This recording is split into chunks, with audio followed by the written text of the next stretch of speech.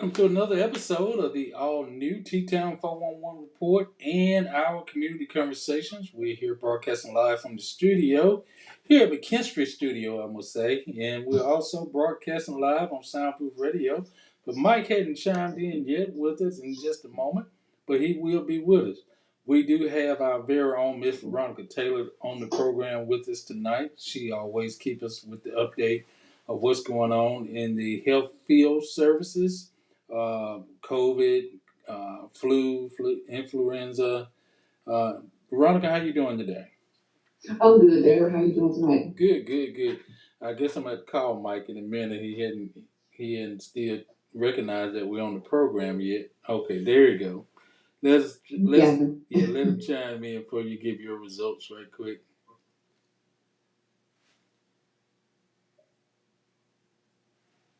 Hey, Mike. Hey there, what's going on? All right. Hey, Mike.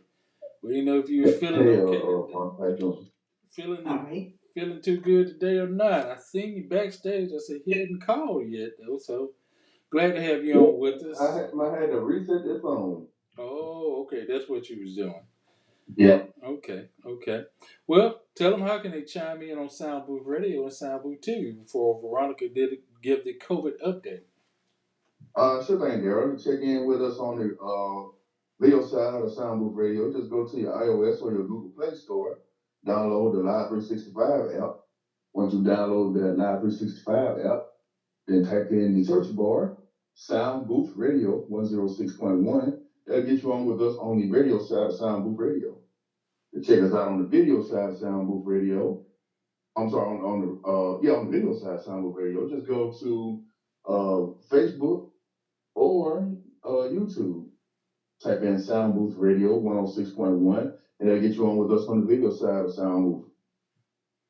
Mike, each and every week we bring this program to the people, and tonight look like we got a lot of people taking advantage of free advertisement.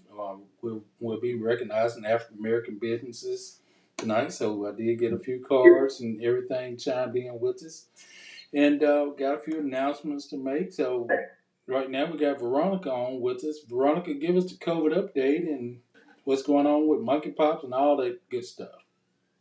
Okay, Daryl. The COVID-19 update for today, February 2nd, 2023, per the New York Times, shows a trend where there's an average of 1,045 cases per day that were reported in Alabama in the last week. Now, the cases have increased by 8%. That's over the average of the past 2 weeks. So the other day it was down a little bit, but they average it over 2 weeks. So as of right now, they've increased by 8%, but deaths have decreased by 50%. So that's good news. The deaths have decreased by 50%. The monkeypox update per the CDC as of yesterday, Wednesday, February 1st, there are 30,123 total U.S. cases. Alabama has held steady at 186 for the past few weeks, probably the past couple of months, but they've gone up by one. Georgia and Florida also went up by one, but Mississippi and Tennessee remained the same, so their numbers didn't change. The influenza update per the Alabama Department of Public Health, flu-like illnesses are at 2.74%, which is a slight increase from the past week, but it is still below Alabama's 2022-2023 season baseline of 3.27%. So that's a good sign. It's still below the average baseline. We need everybody to remember that the CDC recommends that anyone 6 months and older get an annual flu vaccination. Remember to wash your hands, to distance, to sneeze in your sleeve, to stay home when you're not feeling well. If you have a temp, stay home until that temp is normal for 24 hours without medication. So those are the updates for COVID, monkeypox, and influenza. Well, as always, we do a prayer for everyone that comes on the program. We want to thank everyone that's chiming in right now. Those of you chiming in, we always do a prayer for you, and we pray for what's going on in America. If you would just join us right quick for a quick prayer. Heavenly Father, thank you for this day. Thank you for this opportunity to come on the airways and share valuable information. Heavenly Father, we give you all the praise. We give you all the glory. Heavenly Father, we know we can't do anything without you. Heavenly Father, we want to thank you for your grace and your mercy to let us see another day. Heavenly Father, we're praying right now for all our essential workers, doctors, nurses, receptionists, lab technicians, hospital laundry department, the housekeeping department. Heavenly Father, we ask that you continue to watch over all of them and their families too. Heavenly Father, we're praying for those that are in the nursing home. We're praying for them also. All the homemakers, home care people. We're praying for them and that you continue to watch over them and prevent them from catching this deadly virus. Heavenly Father, we want you to continue to look over all our elderly that's in the nursing homes and continue to watch over them and keep them and heal them. We're praying for all the sick and shut in. We're praying for those that are in the hospital right now. Heavenly Father, we're praying for all our pastors, all our government officials, our president, our vice president, all our governors, Heavenly Father. We're praying for them too. Heavenly Father, we want to say a special prayer for our military personnel, all the militaries. We're praying for all our law enforcement and first responders. Heavenly Father, I'm praying for my family and everyone else's family that's on here. We're asking that you wrap your arms around and protect us from all shape, forms of harm in any kind of shape, form, or fashion. Heavenly Father, we can't ask you to no more, but to continue to look over our children. We know this is a rude, cruel world, Heavenly Father, but we ask that you continue to watch and block any enemies from them. Heavenly Father, we give you all the praise, we give you all the glory. In your Son, Jesus Christ's name, we pray. Amen. Amen. Amen, y'all. I tell you, it's a cruel world. You know, I'm still praying for those officers, guys, that committed the offense against these Tyree Nichols. I think we just need more prayer for everyone to kind of wake up. It's just time for us to wake up. I hadn't even tried to get any updates other than the fact that the funeral did take place on yesterday.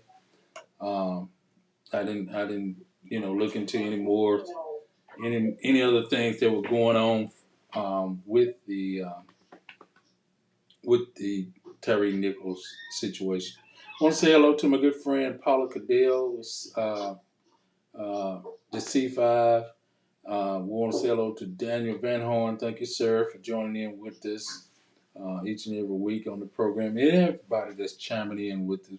Like I said, we're going to do a segment each Thursday recognizing African American businesses. And all we ask that you do is just send in you can send a photo of your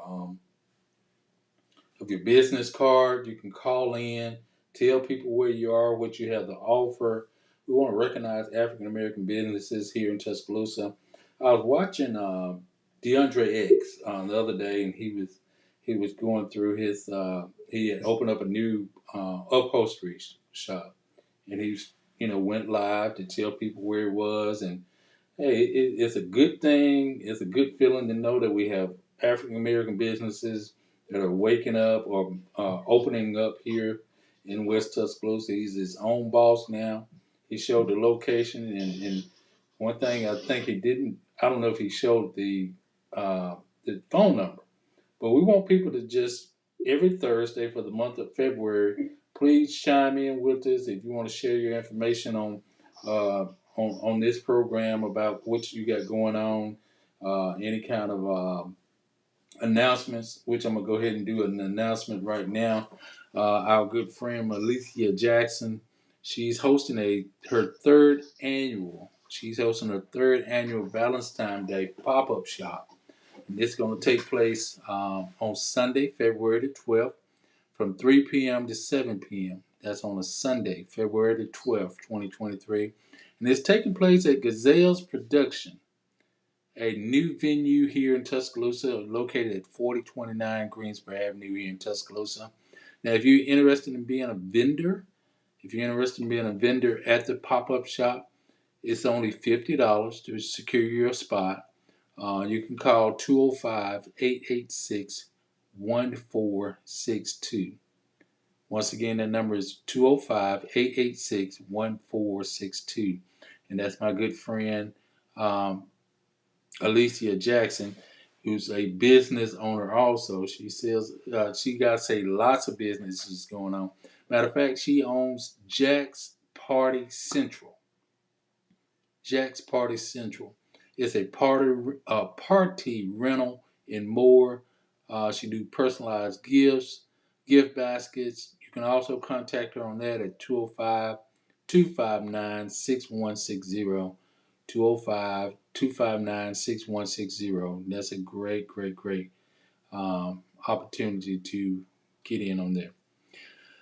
Uh, Array Sunshine, she's chimed in with us. I didn't get my card. We do know about Array Sunshine. She has her candle business, and I didn't get a flyer as of today. But let me go ahead, Mike. Tell us again about the Dream City Basketball Academy that's going to take place, and the deadline is February the 4th. Is that correct? Give us more information right quick about that. Yes, actually, this actually the sixth, I think it is the last day for registration.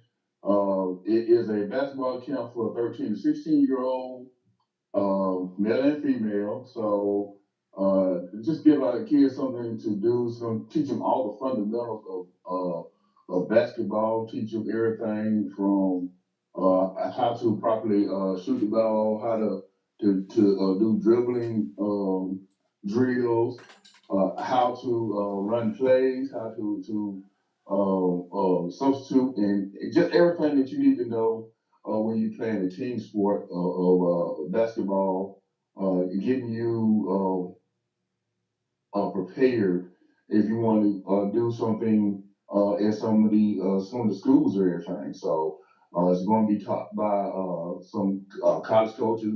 Coach Eaton is actually going to be one of the coaches teaching, along with several other coaches. And there's also going to be a mentorship program for all the young men and women, so that they'll have somebody to talk to, so that they can do something other than get out of school and just be idle. So this is another way that we're trying to help the community and our young people.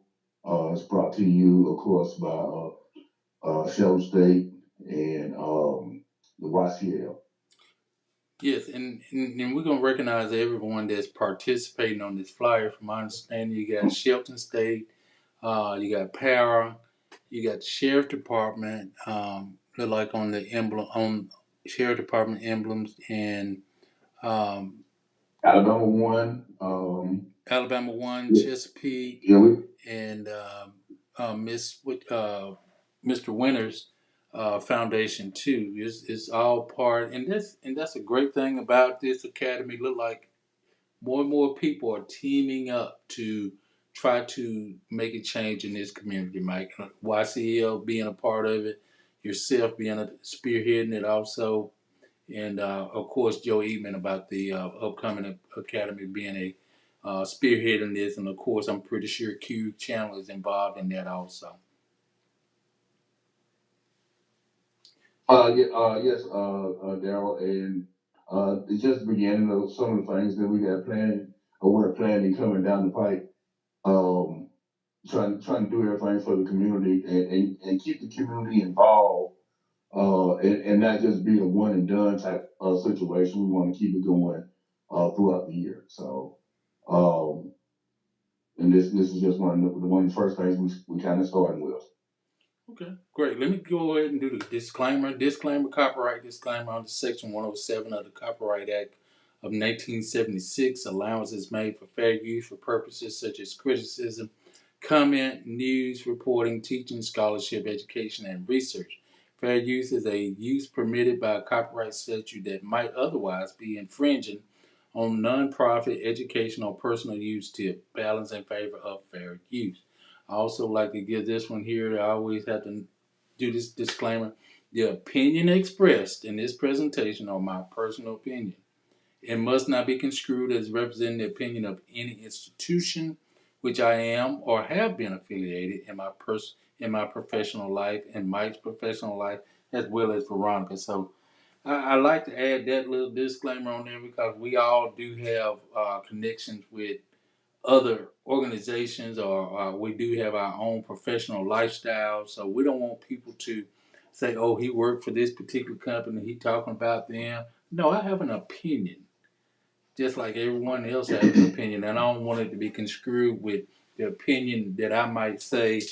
relating to something that we're doing or talking about to downgrade or suggest that it is the opinion of any organization or professional program that we're part of. So I just want to get that out there. Got a couple other businesses coming up. If Miss Stephanie T. Bryant is available, she can call in and let us know about her businesses. She has several businesses that she sent me in on. She's a notary public, a notary signing agent. She do loan documents, refinances and mortgages, trust, power of attorneys, acknowledgement, bank forms, titles, and bill of sale. You can contact her at area code 334-507-2842. Once again, that's area code 334-507-2842. And that's Miss Stephanie T. Bryant. She's a notary public here. I'm not sure if I guess statewide. Maybe if you can, Stephanie, call in if you're watching the program and give us a little bit more information. She also have S.T. Bryant and Company. Oh, okay. This is still the notary. In need of a notary, give us a call. And let's see. Oh, she just sent me different ones. Giving you the best for customer satisfaction and rental, event planning, and decor. So she do have S.T. Bryant and Company. So she has 3 to 4 different businesses that she has that she's doing that she has going on, and that's great. And once again, the contact number for her is 334-507-2842.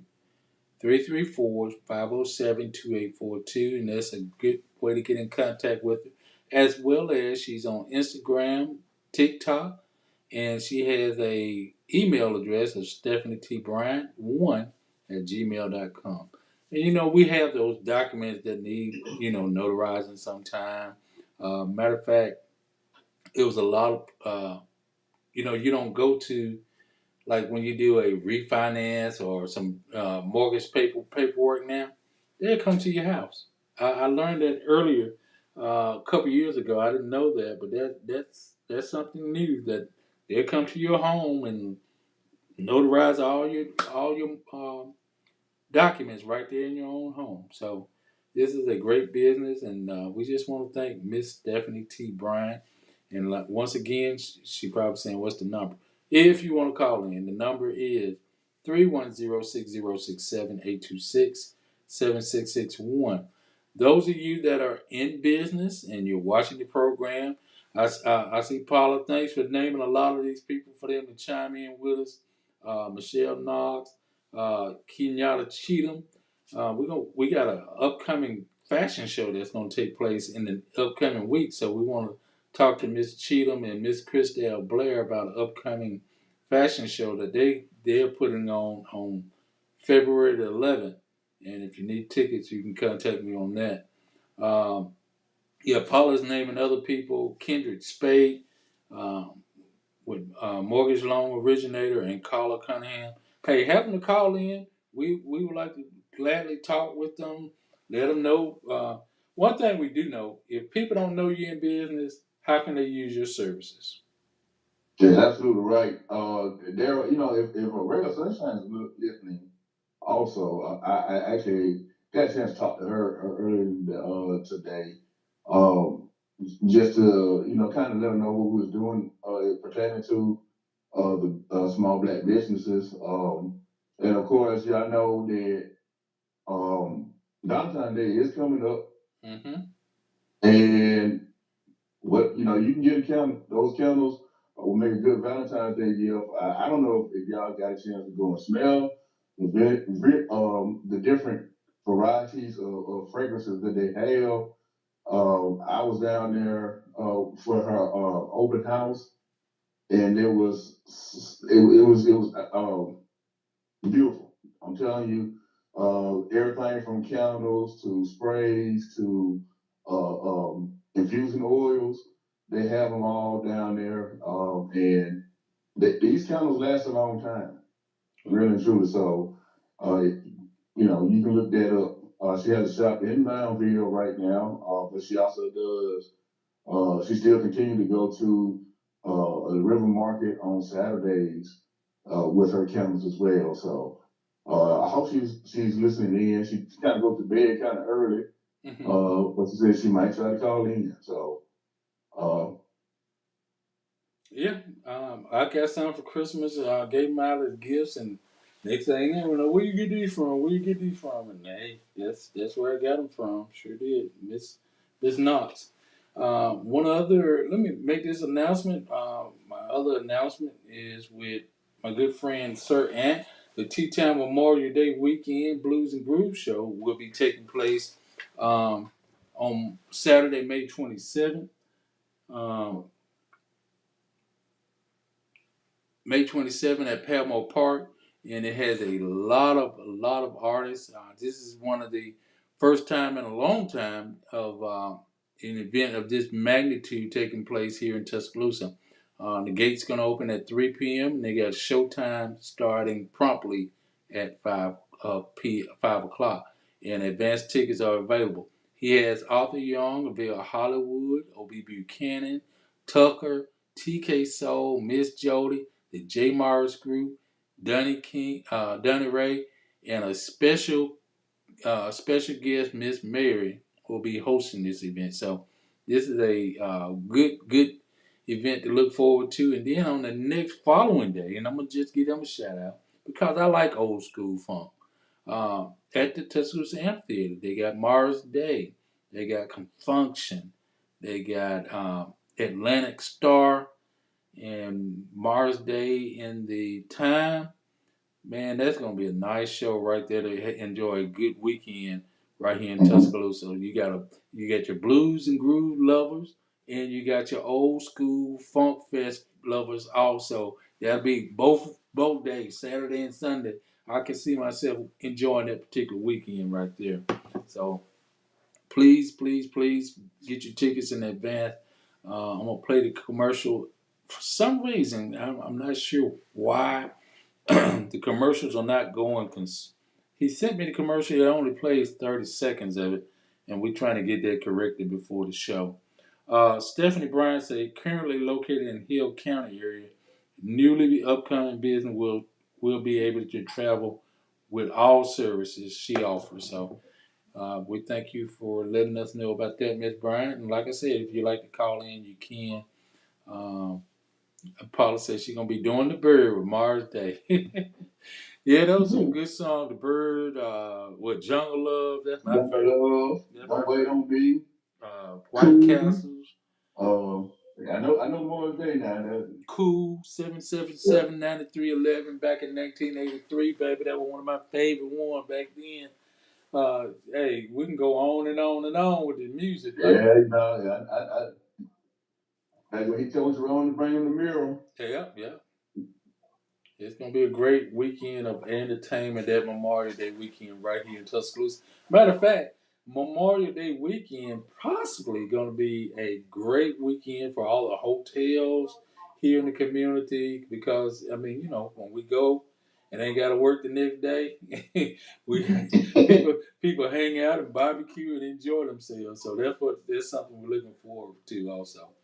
Don't forget about my good friend Clint the Gent. I mean, hey, you can't go wrong when you come down to a professional, and I do have to give him his props, a professional DJ, MC, and entertainer.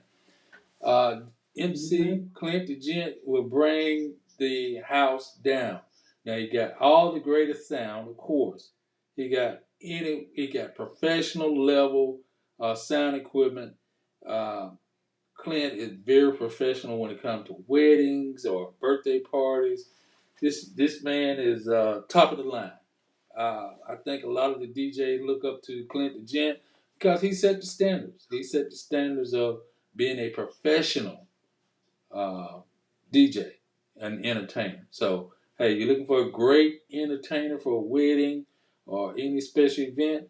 He got the lighting shows, he got the music, he got the sound, he got the voice. He's a true professional when it comes to DJing. So I got to give him all the props he deserves. Clint DeGent, my good friend, one of the number one, one of the number one DJs in my opinion when it comes to professionalism in the DJing business. Now you got DJs that are great out here. I got plenty of friends that are great DJs. DJ Tank Sinatra, DJ Bruce, Baby Bruce, Dr. Jam, DJ Twist, DJ Kenneth, man, what do you call his name?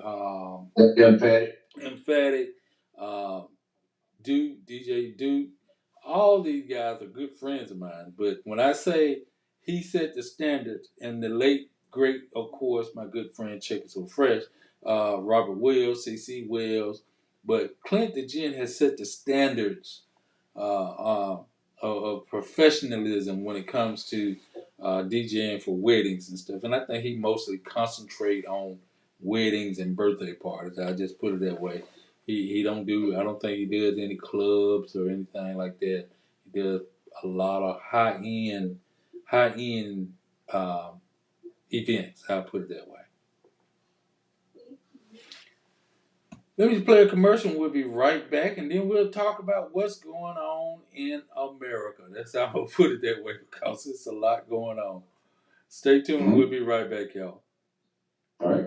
Tuscaloosa, get ready for the TTown Memorial Day Weekend Blues and Grill Festival, Saturday, May 27th at Pelmore Park, featuring O.B. McKenna, Avail Hollywood, Is you 25 and Arthur up? Young, Tucker, They call me Tucker. TK Soul, Don't try me. Miss Jody, Me right. plus Donnie Ray and the J. Mars Group. Also a special guest. Hey, Rick, I had to call you to tell you that the food that you brought to the party last night was wonderful. It made me think about my grandmother's cooking. Where did you get that food, brother? I went down to Thomas Rib Shack to pick up the ribs, but when I got there, I seen that they had more than just ribs. I seen baked chicken, fried chicken, corn muffins, vegetables, apple pie, peach pie, and I looked around and I seen a sign that told me that they got chitlins and oxtails on Sunday. All I can tell you, go down to 2931 15th Street or just give them a call like I did at area code 205-759-5010. Thomas Rib Shack, Tuscaloosa, Alabama. For over 27 years here in Tuscaloosa, Catfish Heaven has been pleasing our taste buds with their delicious catfish, pan trout, hot wings, coleslaw, hush puppies, and don't forget about those made-to-order French fries. Whether it's your snack time, lunchtime, or dinner time, give the guys a call over at Catfish Heaven at 205-752-7222, or you can make your order online at catfishheaventuscaloosa.com. So head on over to Catfish Heaven at 2502 21st Street. See you there. Get your event jumping with Caroline Shines and Impulse Band. Impulse Band has been together for over 7 years, and they haven't missed a beat yet. The band has and will play in various venues and doesn't mind traveling to you. Being led by Alabama Blues Hall of Famer herself, Mrs. Caroline Shine. Impulse has opened up for Bobby Rush, L.J. Eccles, Tank, Fantasia, Calvin Richardson, just to name a few. The Impulse Band will surely fit your need for entertainment. Dial 205-887-6859 or 205-887-5026. Or you can just email them at shinesbrightly@yahoo.com.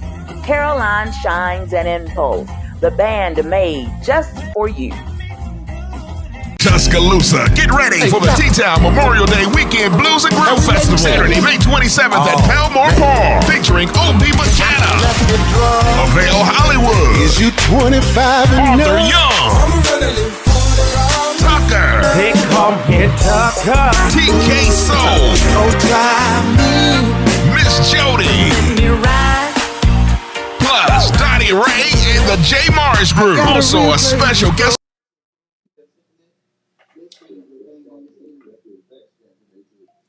Want to also let you know about we're back. Just want to let people know about McKinstry Security Services. If you're looking for a security company here in Tuscaloosa, we do offer McKinstry Security Services, and we are hiring. If people looking for a part-time job, temporary, whatever, give me a call, 205-826-7661 or 292-5080. That'll get you in contact with me if you're interested in the security services. So, Derek, can I come work for you, even though I can't see? You know, it's hard for me not to, but I have to be careful. Make sure I make sure that you're not put in harm's way. So you could, but at this moment, I don't have any vacancies where I can make sure you're not put in harm's way. I won't be in harm's way. If I hear anything, then I'm gonna throw the stick at somebody and just call somebody. Well, you know, I just don't want nobody to sneak up behind you. How about that? Okay. Okay. I got a sixth sense about stuff like that now. Hey. I'm like a bat. If someone get after me now, I can outrun everybody. When it come to hearing, you probably can hear better too. Sometimes. Okay. Sometimes I can. Okay. Well, hey, we don't discriminate that way. I put it that way, but I definitely can't put you in harm's way. That's how I look. I'm just messing with you. I can't be out there. Man. Can you see me with some sort of weapon? Well, listen. I went to different businesses there. There are people now working in wheelchairs. I mean that at Walmart. Matter of fact, at Walmart's and Sports Academy, it's people in wheelchairs got disabilities. That's hey, welcome Walmart. Welcome to Sports Academy, chicken bag. So these days you can't use a handicap as an excuse for not hiring people. At least I don't. Sure don't. Yep. Well, hey, those of you that didn't get a chance to put in or call in or get me let me see, Miss Knox has sent me let me see what she sent me. She sent me something related.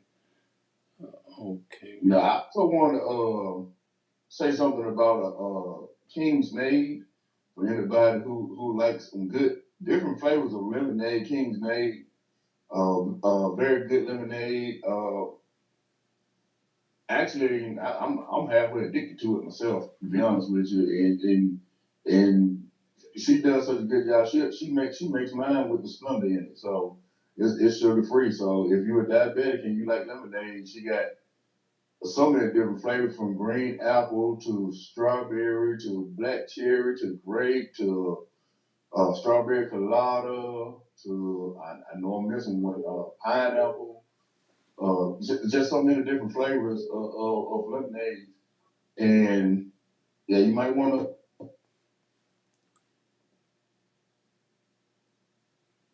Got her number. I don't have it where you can put it up right now, Daryl. So I'll make sure I send it to you so that you can put it up. And if you haven't had any, I'm gonna see if I can't bring you some over there so you get you a little sweet of it. Okay. I'm gonna tell you, my good friend. Sweet. Hey, well, now I'm gonna tell you, I got a call on the line with, but I'm gonna tell you who else got some great lemonade. Great. I'm gonna use the word great. Is Andrea Williams. Hers is superb tasting. It's kind of like it's addictive. When Sonya gets some, it's like you get a glass, then you drink it, and then you got to get another glass. It's kind of addictive to me. So, Drew Williams has it. I get what you're saying. That's how it was with King's Nade. When we did the 3-on-3 tournament over at McDonough Hughes Center, they was out there with the pop-up shop. Actually, they were at the Juneteenth celebration last year. I remember. I know exactly what you're talking about. I went over there and we got us a cup, and I basically never did leave. I didn't even go back into the game. So I just kind of sat in front of the table, just kind of sampling stuff. So yeah, and I've been hooked ever since. Well, I'm definitely hooked with Dre Williams' Blessed Bites uh, lemonade. It's very addictive, and it's not a sweet addictive. It's just a great taste. It's a great taste, and Absolutely. you know I'm gonna say this for a lot of people to make sure, and then I'm gonna let Miss Knox. She's on the line with us. I might have put it out a little too late for people that want to share their business cards and stuff, but certainly next Thursday, I'll be advertising it throughout the week that they get me the business cards, so we can, have a better conversation with the different businesses and stuff. Because I tagged several black business owners about this event, so. I'm gonna do a little bit better about it too, Daryl. I kind of mentioned it in passing. And I talked to Ms. Knox earlier today, actually. But I'm gonna make sure that I get it out there as well because I do want to make sure that all our black businesses are represented. Once again, like you said, if you don't know they're out there, how would you go and support Right. Ms. Knox, how you doing? I am wonderful. How about Oh, y'all? good, How you good. doing, Miss Knox? Good, good, good. Tell us about yourself. Of course, we know. Let other people know.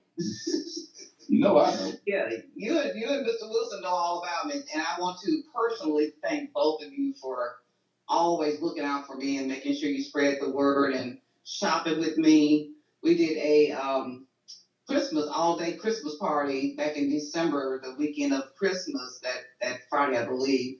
But Mr. Wilson brought a carload of folks with him, and we just had an awesome time. My aunt Paula was there, and my uncle came out, and we just had a good time. We had karaoke and food and all that good stuff. Everybody shopped really well, so thank you guys for always looking out for me.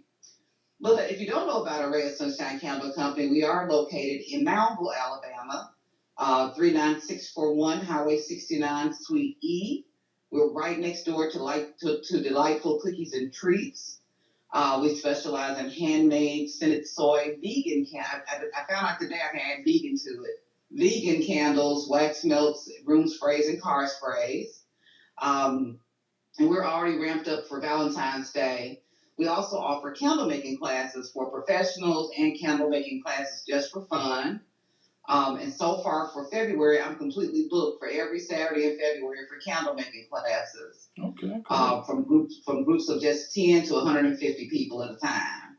So if you have a sorority, a group of people who want to get together and just have some fun, and we can accommodate about 15 people at our shop in Moundville, or we can travel to you. And as far as I know in my research, Array of Sunshine Candle Company is the only candle company that does this, that travels and does candle making classes. So come visit us. Our number is 205-523-5246. And you can also visit our website, arrayofsunshinecandlecompany.com. And we're also on Amazon as well. So we're trying to make some things shake around here. Yes, ma'am. Let's not don't get to tell them about the Valentine's Day baskets that you got now. Yes, we do have the Valentine's Day crates, which include an 8-ounce scented soy candle, a room and car spray, and a wax melt, and a decorative crate already wrapped with a bow and a balloon on the top. We have those. We also have our wax melt sets that come with a ceramic wax warmer, a spray, and a wax melt. Same deal. We have it nice and packaged with a balloon and a bow on it. And these gifts start from $20 up to $40. We have pretty much everything that you can think of. We have over 50 cents, and we have a cent for everybody. No matter what if you name it, we probably got more than likely. Also, too, we're also at the River Market in Tuscaloosa every single Saturday from 7 a.m. to noon as well. Well, we will post your flyer on next week. As Array of Sunshine Candle Company. Those of you that are looking for candles, Miss Michelle Knox, and that number once again is 205-523-5246. And I think you got the little QR code. And is that a business QR code, or is that the The code. It goes directly to the website. Okay. A lot of people don't know we've always had a website, but we do have a website, and right now we're running a special for online orders only. If you order $55 or more, you get free shipping. So if you want to ship something to a loved one in another state, it doesn't have to be a Valentine's Day gift, but just want to ship some candles to someone, we do offer free shipping up until the 8th of February. Okay. So get online at Array of Sunshine, and it's spelled just the way it sounds, A Sunshine Candle Company at Array of Sunshine Candle Company.com. Well, I see. I just want to let all you guys know that they got fragrances out there for guys also. So ladies, if y'all want to buy your man some a candle for Valentine's Day, so you think that his apartment could probably use it, or his house could use it, or spray. We have Reuben car spray too. We have the biggest one. Most men like it. Most men like the black ice and the oak moss and amber. But we have about mahogany teak wood. They like that. They like Black Sea. Like I said, we have over 50 cents, and most companies my size don't carry more than 10. But I love candles. I love making them, and so I keep expanding our repertoire as far as scents are concerned. Also, too, our 8-ounce candles, they burn for about 45 to 50 hours. So you get your money's worth for sure. You definitely do. And they do smell good. I would attest to that. They do. They do smell good, and they do last. They do last. Yes. Thank you guys so much. I appreciate y'all for like I said, continuing to support me. It started off last year was pretty rough, but this year we are starting to see the light at the end of the tunnel. And just to let everybody else out there know that with this company, we're trying to grow it where I can hire some more people. Being in Hill County, there's not a lot of jobs out there. So the more that I can get our company to grow, the more people we can hire and try to get some of these kids some jobs, things of that nature. So I'm not doing this just for my family. I'm trying to extend our blessings to the next generation as well. It's not to count, and that's the same mentality I have about the security services that we have. We saw that as a way of expanding to bless other people in this business, in this thing. It's always seems to be, and I'm hearing that more and more and more from African American businesses. This ain't just about me. It's about helping our community, helping people with employment, helping people through these hard times. When eggs cost $7 a dozen now, you know people need help, some shape, form, or fashion. And I ain't talking, and I'm not talking about the people that are getting snapper and stuff like that. I'm talking about everyday working people that probably need they have a full-time job, but they need just a little extra to get over the hump to the next paycheck. And that's what I see is going on with that. I'm glad you mentioned that. Yeah, and if all black businesses would get on board with that, but it first takes the rest of the village to support our black-owned businesses, yes, so we can make the money we need to make because I don't believe in paying anybody minimum wage. Mm-hmm. I try and pay my employees accordingly as much as I can above that to ensure that they can take care of their family. They're not working for free. Correct. But it takes the support of the community to support black-owned businesses. We have to make the money in order to be able to spend it on our employees to ensure that we can employ more people. And that is my biggest goal for 2023. Is I'm trying to at least, if I can see my vision to fruition this year, I want to try to at least hire 2 full-time people and another part-time person before the year is out. So, but support us. You have to support. We need to support. You have to share our information, share our pages, like our posts, engage with us, share with your friends. It's enough out there to go around. So, yes. But I try to buy from us as much as I can. Not to say other people don't deserve to be, that's the buying things from. It's enough to go around. It's enough to go around. But so many people are so reluctant to share information. You may be in the same field or selling the same product or something similar, and it automatically becomes a competition. There was one time it was like a competition amongst kids that's selling a drink. And I was like, they were on Facebook and it was literally a competition. And people may have, picked ideas off of someone else. And when you develop a product or you start to do something, it does kind of get you in a froth. It seems like somebody else starts to do it. But if you come together and promote each other, a lot of times it comes out better. Mm-hmm. It comes out better than being solo. And the thing is, what I tell people all the time, like I said, I do professional candle making classes. I have a young lady come today, matter of fact, and did a class with her all day today. And one thing I express to people is, what's mine is mine, and what's yours is yours. I don't care if you make an exact same product. You're not me, and I'm not you.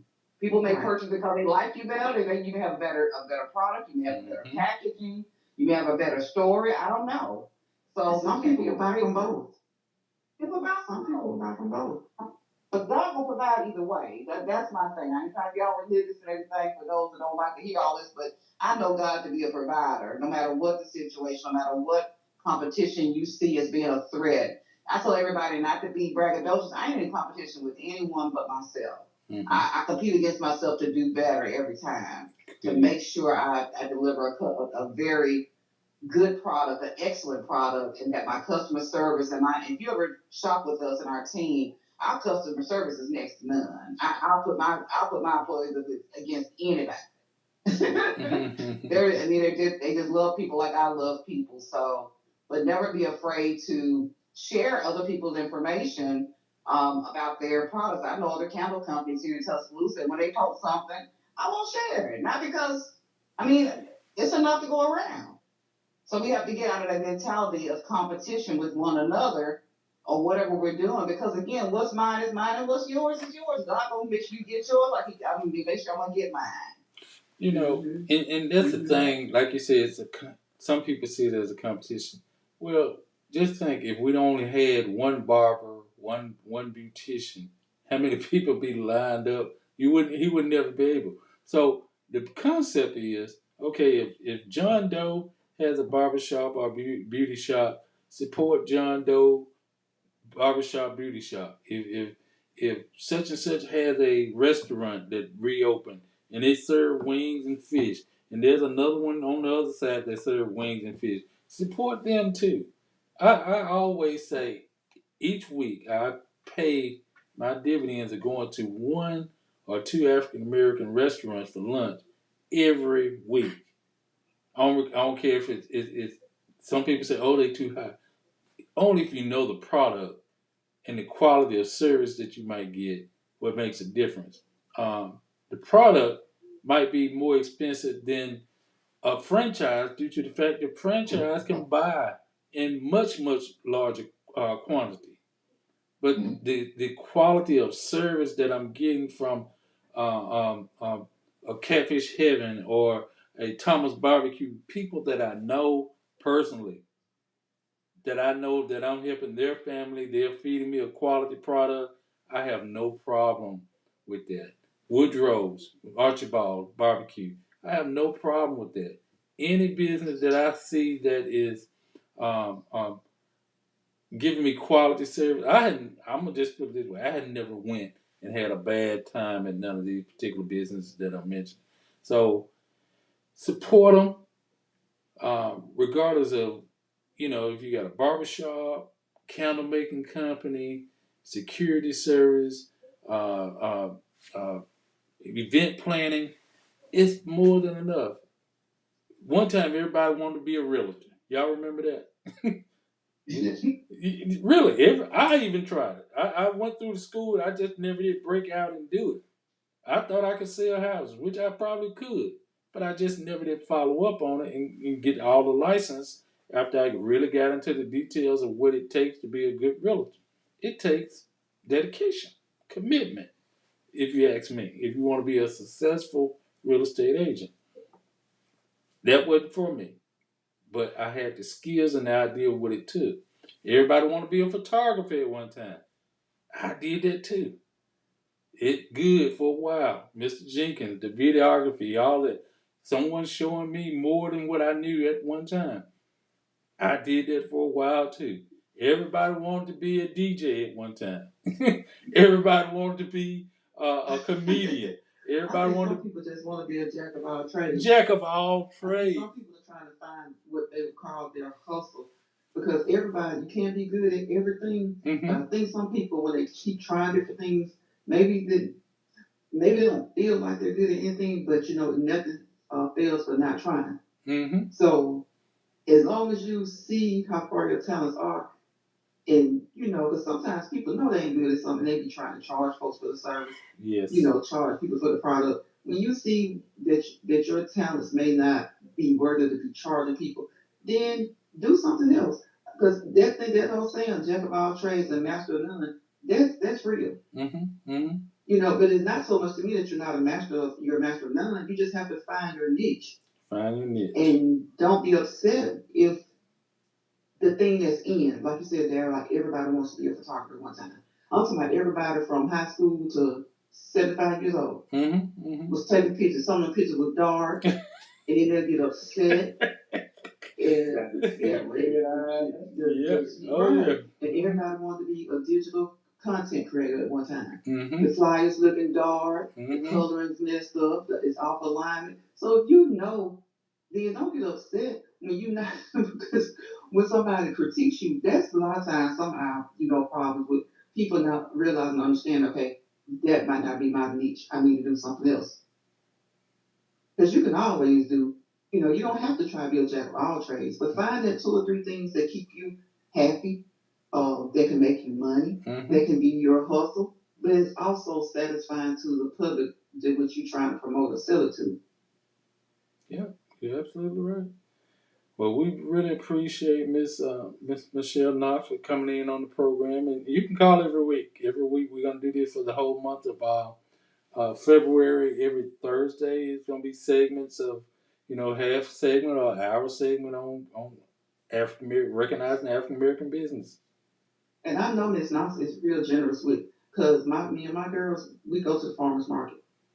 And we don't get something from her every time, but we try to spread it around. We'll get something from her. There are other people that have candles and scents sometimes, and we get something from them. But we do get something from her on a regular basis. And like she said, her staff is friendly, they're cordial, they're warm, they're inviting, and they give you the cards, have you pass the cards out. And sometimes you go to like one of these things and you go from one table, they're selling kind of the same thing, go to another table. You almost feel uncomfortable because the table you just left looking like, they ain't buy my candles. But my thing is, like she said, if what's yours is yours and what's the next person is the next person. Maybe I bought hers this week and I buy yours next week when I come home. Right. Well, that's the and like I said, support, whatever services, whatever restaurants, whatever business they're in. Please consider doing business with an African American business. There's a lot of great talents of people, um, and sometimes I put it this way: sometimes location plays a part in it. But if you can, I've left my side of town and went all the way to the west side of town just to do business with somebody. Where I'm, in other words, I'm past 5 restaurants that serve fish or chicken or soul food, but I'm going all the way past every last one of those businesses to go support these particular businesses that I know.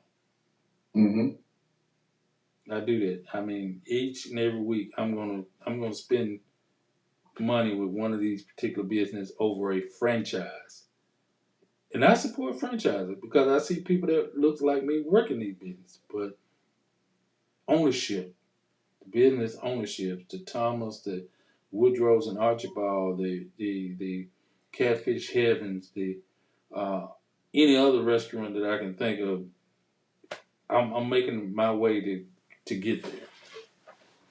Mostly in Tuscaloosa. I feel the exact same way, Daryl. Like, to be honest with you, when I go to the clinic, the dialysis clinic, it's right there down the street from Archibald Woodrow, from the original Archibald. So you can't pass by or go to that clinic and not smell And of course, Dreamland on down the road there, but Archibald right there. Yeah. And it's like if I got to let somebody when they drive me home, I be like drive fast past this spot because if you don't, that smoke gonna go up in my nose, and I'm gonna be like, hey, let's stop over there and get a sandwich or a plate Gotta or stop. something like that. So it's stuff like that. And I've never got no bad service at Archibald either. So um, and I know the Thomases quite well also. Michael B and me went to school together. So I got another caller, Mike. Hold on for a second. okay.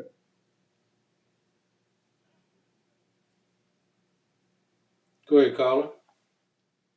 Hello, can you hear me? We do. Yes, ma'am. Yes. Well, good evening, and how's everybody? Hey, Mike. Hey, how you doing? I'm good. Hey, everybody, look. Okay, I don't want to get off kilter and off topic. Are you accepting this random caller? Yes.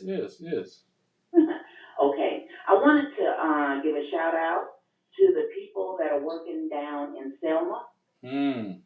Yeah, I was speaking to, and I know you have to be familiar with him because you're running the ad, that great ad for Memorial Day weekend that's going to be happening in May, that great blues festival, with Mr. Anthony Harris, correct? Right.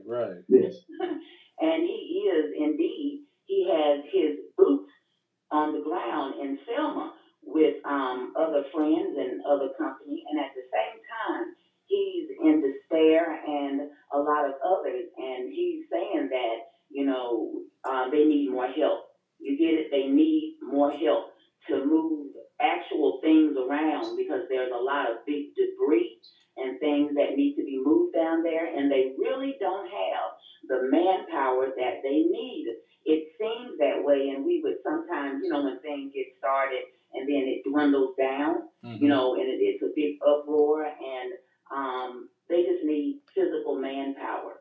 You get it? And it's going to take more than one person. We could all say, it's just going to take a pitching in and thinking about Selma, and they still need hygiene products. They still need other things of that nature. They just need people down there to help. And like today, it was raining so hard, and they were, working into the late hours, even beginning early in the morning yesterday. Again, boots on the ground and physically with, machinery. You get it, moving things and all this debris because it's torn up in Selma, Alabama. If anyone would like to reach out in some type of way, Senator Rob Stewart, he's the District 23 Senator, for that area, and he's been doing a phenomenal job as well with having boots on the ground. But again, it's going to take more, and so you can reach out to him on his Facebook page. Anybody if you're on Facebook, if you're on here, more than likely you're already on Facebook, and so just reach out to Senator Rob Stewart and just ask or inquire, what may be needed, and I'm not telling anybody to do anything but that's really needed. It's going to take more than one or two people, to get it moving a little bit quicker to help them out. But yeah, it's terrible down there. So, not to put a damper on anything, because it's been such a great show. Oh no! Like I It's said, something that we need to have. That's why the TTown 411, so everybody can know and help everybody out. We got a bunch of people that are in need of help, including the folks down in Greensboro or Green County, I should say. They were hit kind of hard too, but they tend to get overlooked. Most of the time, FEMA is always saying that they don't meet the criteria for federal assistance. I think they got federal assistance this time, but like you said, they got to have that manpower down there. And also they have a lot of people down there that's Paul, I'm glad you called and made reference to that because normally I always try to put myself in the leadership position to at least try to extend like the water situation we did for Jackson, Mississippi. Right. And I kind of feel that I said, okay, somebody else is gonna step up, and I'm just gonna assist or donate. But I guess people always wait on that one particular person to initiate, and then everybody come on board. And I didn't. I'm glad to see that Tuscaloosa did finally say, hey, we're gonna reach out and help. Um, Former Mayor Herndon over in Northport, I think he made some trips or made a trip to Selma also. But sometimes you think, okay, this could have been Tuscaloosa again, and some of our when we think of Selma, of course we know that's mostly predominantly.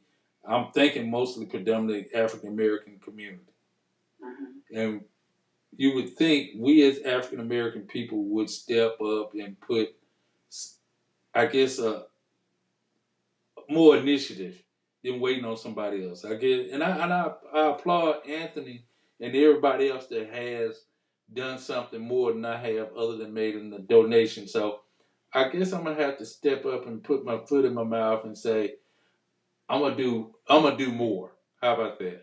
I'm not gonna lead the charge this time, but I am gonna do more to see, for things they do need, if I can do something of that nature. And you have done so much, and people know inside of the community. And this was not bringing charge. You may already know this, but it wasn't bringing charge to you in particular. And it's like what Big Mike was saying about what the TTown 411 is about. And I figured if I called in that this would be a great way to disseminate, this particular plight. You get it? And so I appreciate, TTown 411 for being that and not bringing charge to you at all, but just, bringing it to your platform. Oh, because you indeed have done, people know, people know what they know. At the same time, like you said, we need a lot more self-starters. If we could, and the generation that's coming up now, they don't seem to be so much of self-starters. You have some, and we can't take away from the children that are doing great and are doing wonderful. At the same time, they're coming up into this world. So, but we need to, charity begins at home, and somebody's gonna, like you say, we have to pick that ball up and go with it and stop waiting for somebody else, to finish talking about it. A lot of us just sitting around waiting for somebody else to finish talking about doing something, and then they get up on the table and nobody does anything. Right. So somebody has to literally, and not even figure that, literally get dirty. You get it? Get out there. Get in the trenches. For real. And then come back out and, put on your show, do whatever you got to do, but give back in whatever form or capacity, whatever, gift that was given to you, whether it be, boots on the ground, or even if it is, like you say, monetary, some whatever, God blesses us with to distribute out to, his people. You get it in the fashion that he gave it to us, give it freely. Don't hold on to it. That's the thing. Don't hold on to what God has given us to distribute out.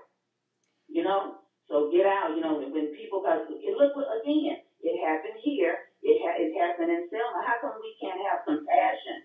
We need to have compassion. And say, oh wow, it happened to me, and I can understand. I can relate. But no, we pick up, we get better, and then we forget. Right. And let me say this too, y'all.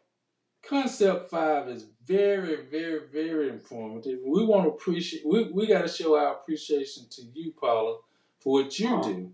We appreciate the information you put out, the conversation you have on your program. Morning, is it all morning now, or morning and daytime?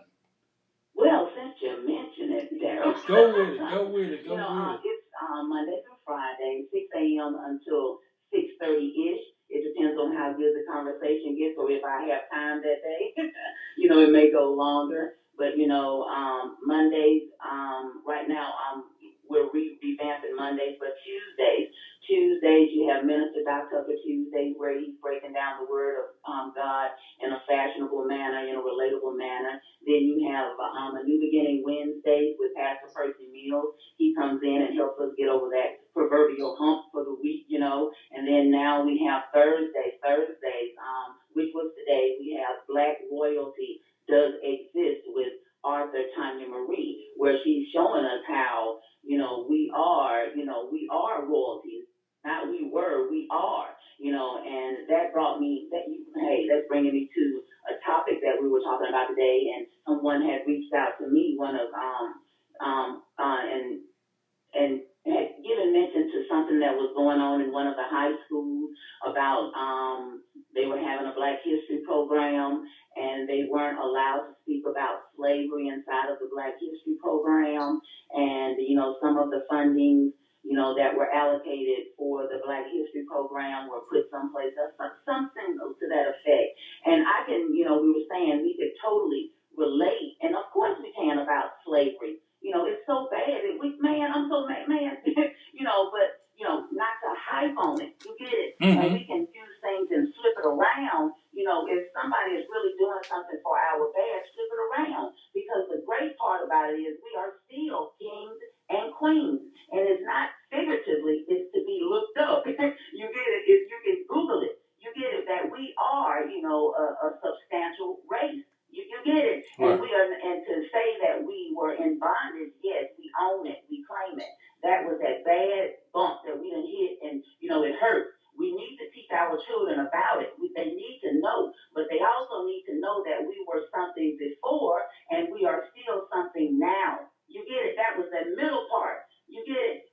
But they need to get back to themselves so they can start loving on themselves again, like it's meant to be, because that's going to help. It's not going to take away. We have to be realistic. It's not going to take away all the crime and murder and all that. No, but it can. I believe it in my heart that it will help if we learn to teach these children about, their heritage, about who they really are, and feel good about themselves. And maybe they'll quit unlifing themselves. Maybe they'll quit being, subject to being unlifed and being in the wrong place, in the wrong time, in the right place. You get it. Right. But it's about self-love, and, going back to your roots and just saying, I am somebody. You get it, and bringing in unity. But right now, everything is so chaotic because everybody's pulling against one another because we're so brainwashed into thinking that I have to have all of this. I have to have this. I have to have that. And I'm going to hurt somebody to get it. That's all it is. I'm going to do this and I'm going to do that to get my. No, it shouldn't be that way. We shouldn't be pulling against one another. But again, we're living in real world life, right? So, what do you do? What do you do, Daryl? What do you do, Big Mike? What do you do, people? Good question. What do we do? Good question. Pertaining to that one subject, because we actually I was gonna bring it up a second ago. Once finding out about this particular thing, and I'm not gonna name the school because supposedly it's been worked out. But I some of the young people that I work with were in such an uproar about it. And these are young people. These people that were actually going to the school and some of their friends. They were in uproars about it. And they immediately started calling people that they felt like they was gonna be able to help them out with this. Which was astonishing to me because the one thing that I saw was our young people, they want to know about their past. They want to know where they came from. They want to know about this part of history.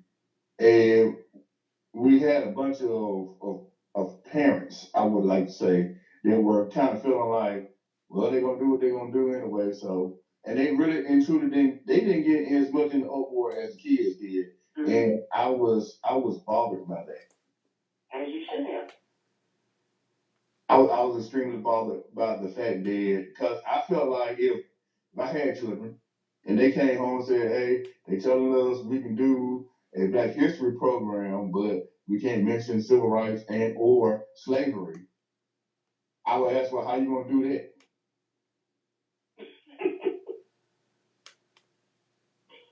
And I would have to have answers for myself. So I feel like we need to work together with our young people. We need to work together, and everybody needs to have that mindset of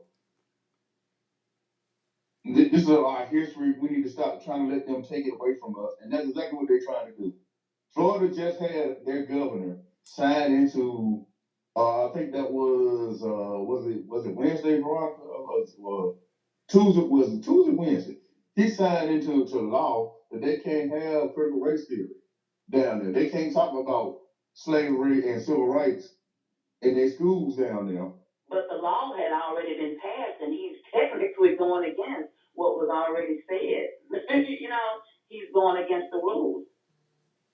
Florida is bucking against everything. But he's trying to set a trend. And if he's able to get away with it, then be best assured that other red states will follow suit. Well, in the meanwhile, we're living in TTown. You get it? We're living in T-Town. We are living in T-Town, but I think like what my perspective is that's why T-Town is trying it. I don't think the city schools would have done. I'm just gonna be honest. City schools and county schools kind of function a little bit differently. Of course, they're both in Tuscaloosa County, but I don't think, and it's easy to say this now because Tuscaloosa County School is a school that did it.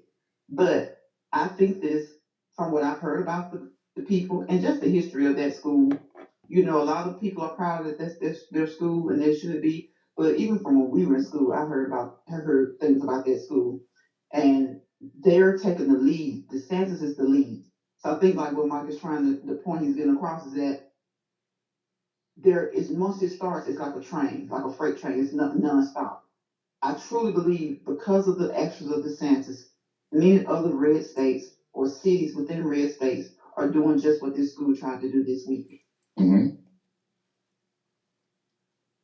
Because they see him getting away with it. And so they feel like, hey, this is the way of the future. This is what we're going to be able to do. We have, and it's not just that. That's not the only reason. We have a Congress today, a House of Representatives that stripped an African American woman from her committee because she made anti-Semitic statements. But we had the president who that they adore that made anti-Semitic statements as well, and anti-racial statements, anti-LGBTQ statements. But they vote for him right now on the staff of a New York State. But this is the racism that this is basically racism. And DeSantis is the one leading it. And I think Tuscaloosa County was eager to follow that lead. So I think that's kind of, is that not what you're kind of trying to say, Mike? It's happening. And I get it. I get it. Totally. At higher level, Veronica, I get it on that higher level, and I agree on that higher level. At the same time, we have what Mike was saying as well, how disheartening it was for him that the parents, because we have to start here again in Tuscaloosa. Charity begins at home and inside of the houses, no matter how big it is happening inside of the Senate. To keep up with those things, we need to keep up with those things to know how we're going to handle our inside homes. So the parents need to become more involved because at first they need to become more involved, maybe yes, about DeSantis and all the things that are going on inside Congress and with the senators, yes, at the same time so they can teach it to their children. You get it? And be more. No, they need to be involved because those things are trickling down. And when he's saying they're not ready, they're like, oh, I gotta go to work. I can't take off for that. Need to help them somehow get ready, because we have a lot of parents with the children, out here. But what can we do? That's my thing. Like, because you're absolutely right. But what can we do? Because we can't make the parents. Exactly. What do we do? It's the same. Boots on the ground again. It's one thing talking about it. What can we do? What can you do in someone's home though? Like how can we go in? The book of Titus. Hey Lisa. Book of Titus. We're having a workshop in April. Savetta Temple and myself, we're having Tamika Manuel a workshop in April, and it's going to be entitled the Book of Titus Workshop. If you Titus inside the Bible. Titus is speaking about the older women teaching the younger women, right? And then you also have about the older men teaching the younger men how to become men. You get it, how to become. Okay. I think we absolutely get it. We had this conversation like throughout the years for the past 4 or 5 years. But what we're saying is, how are we going to get the adults? Is putting things into action. People have taken home economics out of the classroom. You know, that's why a lot of people, these young parents, they don't know how to create a meal. They don't know how to comb hair. It's a hands-on type thing. Okay, but Paula, let me ask you something. How to maintain. Let me ask you something. Young ladies do not comb their daughter's hair, and to have a workshop to show them how to create maybe a style that will last their child at least a week before they would have to comb it again. It's a hand. Hold on. Yeah, Lisa. Yeah. Because Paula, slow down. Let me ask you something. Let us dialogue with the show, okay? Let us ask. No, but you can't just take over the show. Let us ask you something. What you're saying is absolutely right. But when you're talking about adults, with this situation that Mike brought up today, that I'm sure Lisa's about to speak on because we had to get involved in, you cannot make adults do things. These young people came to him, and these young people seem to have that mindset, but at the same time, we're not really right now talking about maybe like 20, 30. We're talking about maybe 40 to up to our age. How do you get people to say, we're not talking about what's in the Bible. We all, because I'm not going to put the Bible into what people should be doing. But what I'm going to say is that we all are adults. And if you can't get adults to come out to PTA meetings, like you say, put it to work. You can go out there and have all the seminars or all the trainings, things that you want. But if you don't, how are you going to get them to come out? It's just like how are you going to get people to vote? If you can't, that's what we're trying to figure out. You are doing the work. We're not saying that. You're doing the work. But if I'm not mistaken, Mike, aren't we saying like, I talked to people about this situation. The adults were saying to me, what happened? Inbox me. They have students at this school and they weren't aware of what was going on. I was telling them something that they should have been aware of because they're students. Because like you said, Paula, but hold on, but what you said, Paula, Paula, is that houses, they have to communicate. We cannot make people communicate in houses. Conduct the seminar and the workshop with us. Have you held a seminar or anything so that can add on and compile with other people's seminars? And maybe if everybody pulls together with, again, their boots on the ground and quit saying, I told and she said, and instead of then you can put she but did. You cannot call here and question us what we had. You seem to be. Thank you, Lisa, because you seem to be disgruntled and basically taking over with your anger. We continue to have seminars. We have Thank you. Planned for the Who is that chiming in, please? That's Lisa Young, and that's one of our problems, trying to question other people when you can't question somebody when you don't know. Don't try to put somebody on Front Street and question them. Don't try to put people on Front Street and question them. Just because you may be on Front Street doesn't mean other people aren't doing what they're supposed to be doing. Exactly. And first, let me say this. I want to commend the young people in the way that they organized and they reached out. These young people reached out to adults in the community and did the school. There was adults that went up to that school and talked to the principal, and I do not think that the problem is solved, though. And all of us were not parents. Children were forced into a compromise. They were forced into a compromise. So I will say this, Bishop Evans, there's going to be a meeting Saturday at Bishop Evans Church at 11 o'clock. That's great faith. And we cannot question people who cannot make the meeting and ask them what are they doing. What we're doing is we're going to allow the young people, we're going to give them a safe place to come and talk about some of the issues that they have at that school. And then we as a community, we're going to decide how to best support those young people. Yes, you're right. We do have to get involved. Parents do have to get involved. But a lot of times, it can't be one or two people just getting involved because then they're told, everybody's told that, oh, they were down there causing a problem. But if we go at this as a community, unified, supporting these young people, we can get these young people what they want. They were very courageous. I have been in contact with them. I know that Pastor Evans have. I know that Pastor Doe have. I know that just so many different people have been in contact with these young people. So let's not diminish the efforts of the people that are trying to help. What we're trying to do is keep a low profile. And there were kids in our inbox saying that their parents could not do it. Let's not gaslight it because Mike is the one that initiated. I flipped all over that. Mike is the one that initiated and elaborated more on the Hillcrest issue. And for you, to Veronica and No, you are wrong, Mike. Can you correct her, please? Can you correct her, please, Mike? You can see that she was not privy to the conversation behind scenes. You were not privy to the conversation on this phone tonight. You were not privy to the conversation. No, you were not privy to the conversation. And you need to get off the phone with a negative attitude. You were not privy to the conversation, and Mike can tell you that. What we don't want to have is us arguing on the air about something that we all tend are really truly agreeing upon, just different approaches. So right.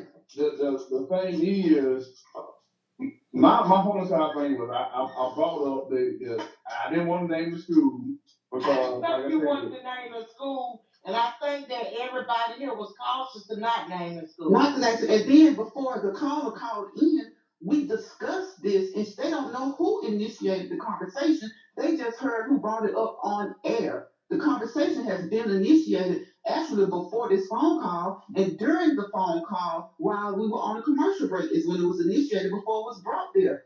But sometimes people call in and they want to come in and they want to just control, and then the people who usually tend to carry the show, they just want to tell you basically to shut up. Nobody said what she was saying was wrong at all. What she was saying was absolutely right. But what we're saying is that kids are inboxing. Kids are coming to us. You cannot, in the biblical part of it, that will always be. But you cannot make people do anything in their household, no matter how many seminars you have. And then to question people about what they're doing and you don't know, you know what the saying is about that. You don't need to question people when you don't know. You don't know who people have talked to. You don't know what has gone on. And if to talk about this incident, Mike was careful not to say the name. This started, and a lot of people knew initially. I have talked to parents of that school. They inboxed me. Now this is why I say you can't control what's going on in people's houses. These kids were more adamant about solving this solution than some of the parents I talked to. They were just calling me and inboxing me to be nosy when we started making posts to bring attention to the situation. And when I said, well, we need to get together, I can show you without showing the names of the conversations that I had.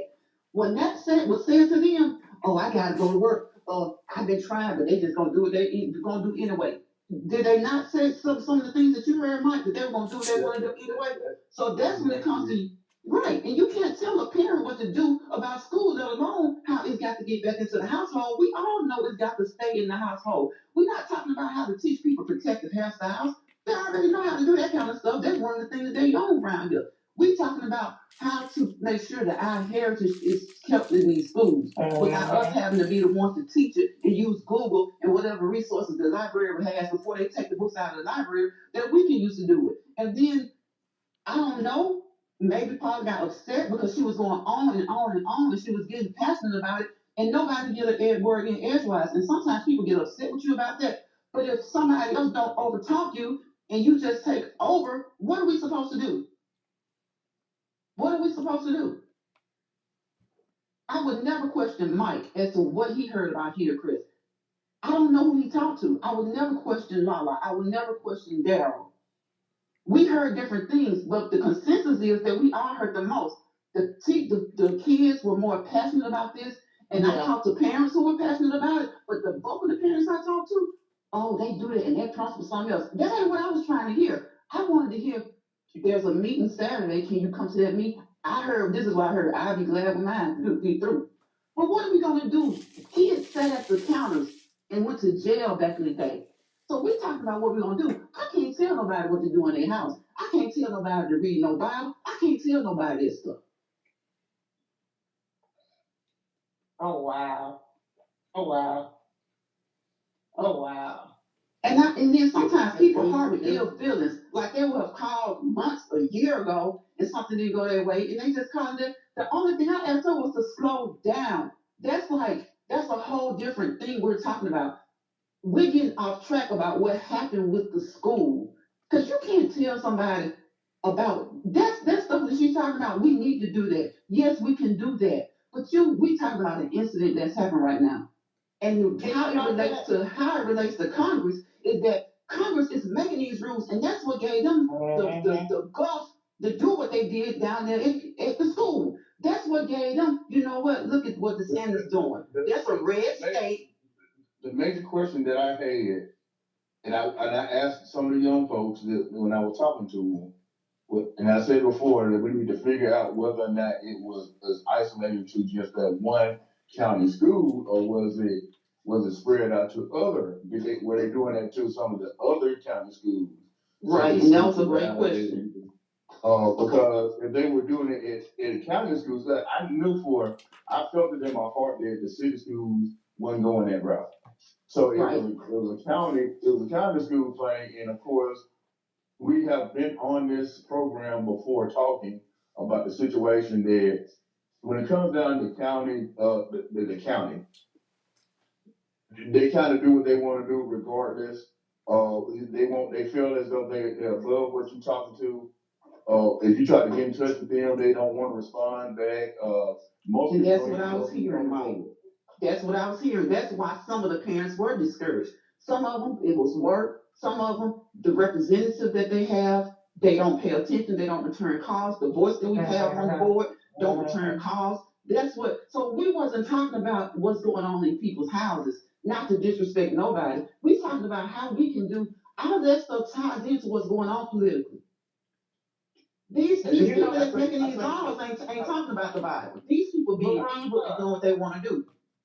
Veronica, I had two children to graduate from this particular school. It is a culture at that school. It is, and that's why I had said what I said. It is a culture at that school, and what I want us to be focusing on is empowering these students to change that culture at that school. Because that's what we want to do. That's right, yeah.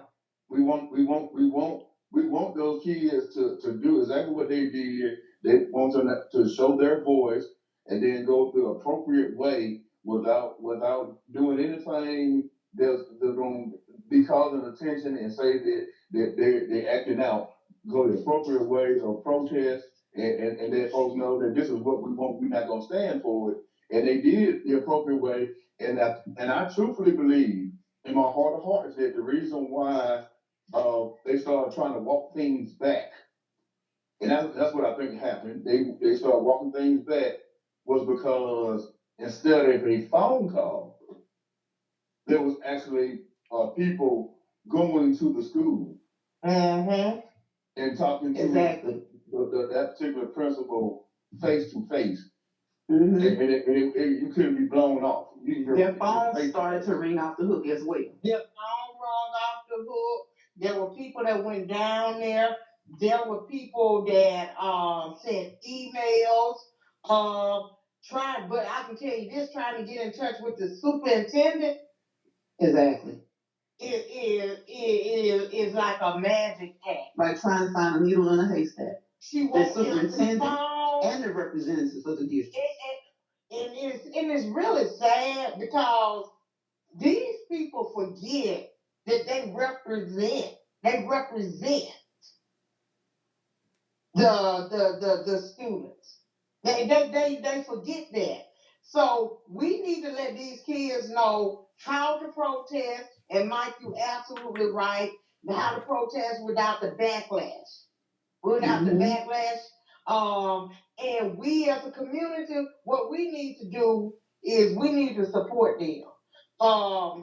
I don't think talking about the Bible is gonna solve anything.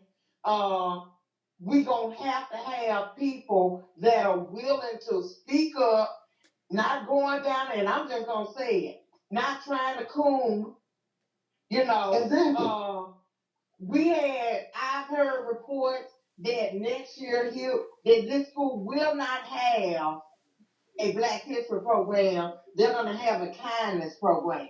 Thanks. Well, actually, if I can step in for a second, 3 years ago, that's what it was called. It was some kind of Kindness Day program, and somebody said something about it, and they made it back Black History, but they removed the funds a couple of years ago to do it, so they had to go out and raise their own funds so that they can do a program of that caliber. Now, these are just the things that I've heard. So why do our kids have to do that? Why do our kids have to do that? They're not trying to take out anything about Native American history. They're not trying, if you say anything about removing the Holocaust away from the textbooks and things like that, they will raise up. And that's why I was saying they just removed Congressman Omar today because of anti-Semitic things that she said, but their president, who they worship, said those same things. That kind of stuff is what's trickling down to these red states and getting into our schools, no matter what you got going on in your home. We're talking about the laws that they're making to hold our kids away from their heritage and from the things that next they'll be making something in Congress to take away the 1 month that they gave African Americans to celebrate their heritage. Can we all agree on the fact that African American history, civil rights, and slavery is American history? And go ahead with that. So exactly. How do you remove pieces of American history? You can't remove pieces of. It's their history as well. You know what's with the negative emojis? That's what I want to know. What's with the negative emojis? I mean, tonight, just like out of nowhere. Well, I mean, golly. We're talking about a situation. We're not talking about what we should be. This is what we should be doing every day. But we talk about being in folks' homes. How do you get upset because we're trying to talk about a particular situation going on in the community? You cannot Bible thump into stuff into people. You cannot make parents do what they don't want to do. And it's not to say that all of them don't want to do it. People are going to put emphasis on, I can't go because I got to go to work. I can't do this. I got to do this. I have several messages in my inbox right now. Oh, that's what had happened. Why did you not know your child is there? We can get to these children better than we can get to their parents. The parents didn't even know some of them until it went on Facebook, and they have kids down there. And when they did find out, I'll be glad when mine graduate. And that was it. That didn't answer me nothing else. Can I be honest with you? There's situations where there are some African American kids over there that they almost don't see themselves as African American. Because this is very unprofessional, and I'm not. I'm sorry, Mike. Paula Foster Cadell, blah blah blah. I don't know who just got in your ear or something, but that's very unprofessional. And you have your own show, so if you want to conduct and run a show and just take over, you can do that every morning at 6 o'clock and 6:30 whenever you come on. If it's blah blah blah, why is it blah blah blah with Veronica? But everybody else is saying the same thing. So apparently, what you said was blah blah blah, and it was not the right time for what you were talking about. You cannot tell people how to do things in your households. When you hear someone talking about Christ, when you have someone talking about the Bible and Christ, and when they project a negative attitude. Yes, and I don't hear leaving negative comments, y'all all out of nowhere. You're on Daryl's show. That turns people away. That turns people away. That gives that to me is a negative connotation. But sometimes people are planted to do that. Sometimes people are planted to do that. That's what we were just talking about today. Sometimes people are planted to do that because they've never seen anything like that out of her. And then to say y'all are out of nowhere. This is Daryl's show. I really didn't want because and Mike is the host. I don't think that this situation right here is something that had everybody irate. And this, I think the problem with what we got going on now, one of the problems we have going on in our community is, and I said it, I think last week, was if you don't agree wholeheartedly with what somebody thinks, then and you seem to think that they're against you, and it's not the case. Exactly. Exactly. You know, I don't have to agree with you.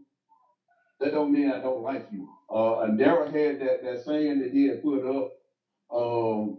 Thank you, Daryl. Right on time with it. And that's the truth. You know what I'm saying? We're not all going to agree because we all got different opinions and beliefs. But we can agree that we thought that them not allowing those young people to have a civil rights or a Black History program that included civil rights and slavery was wrong. We all can agree upon that, and that's what we need to be trying to build upon. I don't want anybody to have animosity toward each other just for that, because that is the actual problem, not anything else. Because everything that everybody is saying is quite right. Yes, we do. I've always said that the minute that they want to do something, they take it away from the school system. They have taken home ec out of school. They have taken or what have they taken? They're taking all that stuff out of the school system that actually help you in everyday life. You don't have that stuff anymore. But And that's a whole conversation that needs to be had. But what we were talking about was what's going on and why is it that people aren't more involved. And it took the students to have this outcry to get those of those that did try to get in contact with the school, with the principal, with the superintendent. now, You know, I'm sorry. I'm sorry. Go ahead. Mike might not want to mention it, but I know Mello was very instrumental. I don't know if he's on. He was very instrumental in calling around, getting people, people in the community, bring their attention to it so that it could be addressed. Um, I love the way these young people came together and advocated on their behalf, and just like we're all saying, we're going to support them. We need to give them the tools, equip them with the tools to advocate for themselves, because there might be a situation where they have to do it immediately, right? They might not have the opportunity Hey, that they had this time. we just actually we do have Mello on the phone with us. Oh, hey, Mello. How y'all doing? Hey, hello. Hey, first I want to thank once again. I want to thank you and Mr. McKinstry and Mike and Coach Eatman and Bishop and Mr. Carter. I want to thank all y'all for stepping in the situation and Hill Chris pertaining to the Black History program. A lot of times, us young people, we express stuff to people in leadership and administration and don't get results. So it takes people like y'all to step in for us to actually get done what it is that we desire to be done, not just within the schools, but also throughout the community pertaining to the young people. So I thank y'all for being that voice and standing in to making sure that we are heard and the right thing is done pertaining to that. So I just want to say thank y'all for making that happen. Anytime. Because Mello, y'all been a voice for a few years now. As young as you are, you've been a voice for a few years. I also want to put that out there because the YCL, which you speaking to one of the founding members of the YCL, DJ Mello, is one of the founding members. He and Xavier Hemphill, they did that, and no one has to ask them to do the things that they've been doing. Like I said, they started off on Thanksgiving Day, giving out plates to people that were in need in neighborhoods. They were also, and these are the young people that everybody say that all they do is run the streets. Now we talking about this now. They have had their hands in a whole lot of stuff, and they're also part of that basketball academy that we've been advertising here. So that's letting you know that we have young people who are just as much invested in our community as we are, and they if we assist each other, look at the change that can happen. I don't think I think we just want a battle over there at that school, and I'm still not gonna say anything. I think it is a battle that was won, but the war is far from over there, and yeah, they're gonna let you have this program just so they feel like everything can die down, but they just gonna be like, okay, we're gonna make sure they don't get out this time next year. I truthfully feel that. And I'll say this, Mike. To my understanding, next year they're going back to the kindness and awareness program. And in 2019, here with school had their very first Black History program. The students rallied together. Some of my friends at that time that were going there, that I graduated back in 2019, they were a part of that of the school's first Black History program. Because previously the school used to have a program called Kindness and Awareness Month, and that's what they did throughout that month. And it never really touched on Black history. It was just a kind of about unity and unifying together and working together. And there was a bunch of things of that nature that took place throughout that month, rather than Black history. So, Hey. my understanding, go ahead. I'm sorry, I was talking to somebody else. Oh, but yeah, to my understanding, they plan on going back to, that kindness and awareness next year. So I think that'll be another thing that I don't think the students would too much agree with over there, pertaining to them going back to that. So I think that'll be another issue that'll need to be addressed, pertaining to that. That goes back to me saying that we want a battle and not a war. Um, pertaining to that, and also, um, Mello and myself, we talk every day, if not every day, every other day. And one thing that we talked about was how someone said that they got to figure out a way not to make somebody feel uncomfortable with civil rights and slavery. To me, I'm still trying to figure out who should feel uncomfortable about this, other than every African American person who has had to deal with this. If you were black in America, then somebody in your family has had to deal with slavery, and they have had to deal with civil rights issues, and still dealing with civil rights issues even to this day.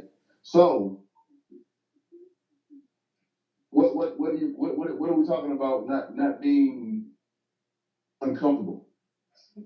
It is always our history that is uncomfortable, but to me, if I'm talking about history in general, first of all, they got European history.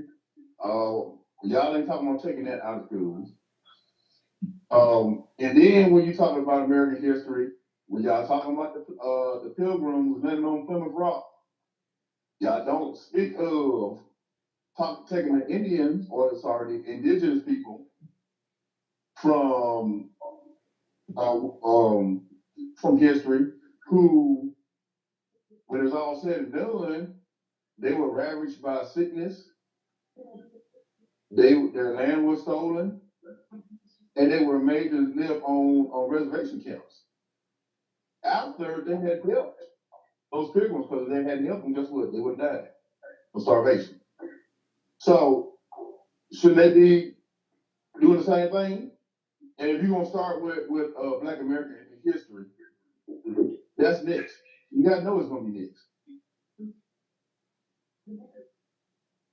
You can't whitewash everything and make it seem like everything was all perfect in this country from the time it started until now. Because it's not. And it's still not. You know what, Mike? It's exactly what they said. It's about them feeling uncomfortable. You know, it's amazing to me, and I say this all the time. When people ask me about my attitude and stuff like that, It's not that I have an attitude when you tell the truth or when you address stuff directly. People feel uncomfortable. So, if you want to have this attitude of being intentional with your conversation, let's be honest. How many of us have set up in rooms full of white people having conversations that made us feel uncomfortable? And they act as if you were not in that room. I was about to say they see you uncomfortable and act like you're not there. So here's the thing: history is not always polite, right? When you go and look at how America was even set to you know to whitewash everything, it seems as if they're only concerned with their comfort. Absolutely. So that has become an issue that needs to be addressed. If we're going to tell history, we're going to tell everything. Because here's the thing, I think that, and somebody mentioned it, our young people don't even know where they come from. When they're trying to do like genealogy charts and stuff, there's a big stop out because you don't know how to trace your family history because there's gaps in it. So we're going to have to be very vigilant and intentional about making sure that every time we encounter somebody that tries to whitewash anything, that we push back immediately in that moment and have that difficult conversation. So anything that makes us feel uncomfortable. Everything that makes us feel uncomfortable. Do we know whether or not so a lot of those parents that really truly weren't saying anything when their kids was going to that school? Do we know that the kids even communicated with their parents? I'm trying to be fair to everything. Do we know that for sure? Or did they just feel like, well, they're not going to do anything anyway? Let me tell you what I think. I think that a lot of them felt like it was going to be a very compromising position. That's why they reached out to certain people in particular. Um, they wanted someone that could advocate on them without the backlash to them. I think that they might have been trying to be calculating, like, hey, we can get something did quicker if we do this or take this route.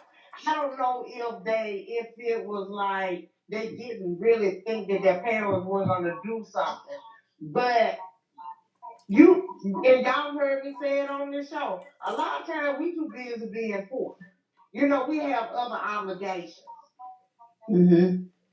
There were situations where when I was in school, I couldn't call my grandma, who I lived with. I had to call my uncle. My grandma was at work. She wasn't going to leave work to come down there. It was not about to happen. Mm-hmm. And a lot of those kids knew before some of the parents even said that, well, I have to work. Some of the kids knew that, and that's why they reached out to people who they felt like whether they had to work or not. This is what they do. These are issues they talk about, they discuss, they deal with every day. So let's reach out to them.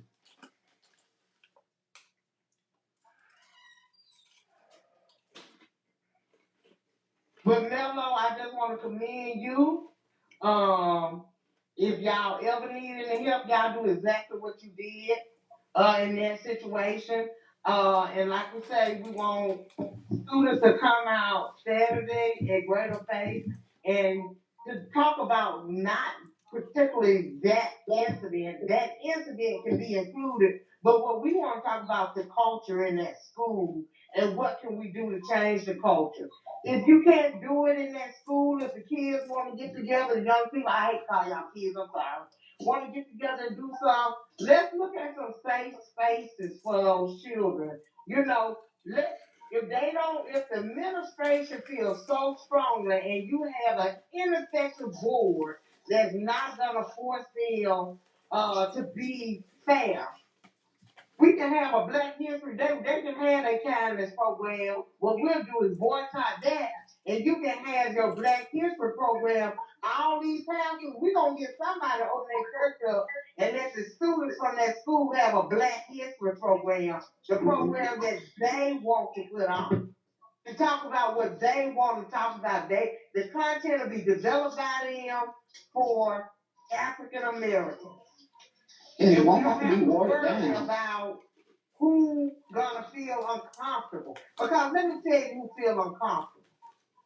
If you want to go back in history, nobody felt more uncomfortable than the person with a noose around their neck. Nobody felt more uncomfortable than the person that was laboring in the fields for free. Or somebody who getting split open by a whip, a bull whip. A bull whip, or the women that were forced to have sex with their masters and then bear their kids as a reminder every single day that you were raped. If you want to talk about being uncomfortable.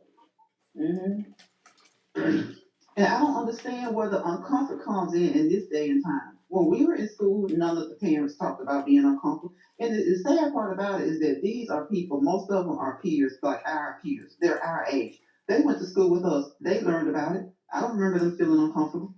So why do they feel like their kids are feeling uncomfortable? That's just an excuse to do politics.